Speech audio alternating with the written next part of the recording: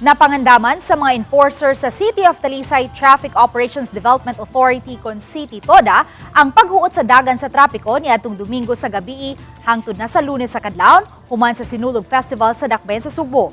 Apan nabantayan sa CT-TODA nga menos ra ang mga sakyanan nga miagi sa Dakbayan sa Talisay nga mopadung sa Southern Cebu. Ug nakurat na lang sila kagabii nga bagang duot sa mga sakyanan ang niagi sa mga major roads sa Talisay City. Nagsugod kini alas 5 pa lang sa hapon hangtod na sa alas 11 sa gabii. Hinungdan nga hugot nila kining gi-monitor o gilugwayan ng oras sa trabaho sa pipila ka mga traffic enforcer sa CT-TODA. Ang paghuot gikan gyud sa boundary sa Talisay City ug Cebu City. Hinuon wala ray mga natala nga disgrasya.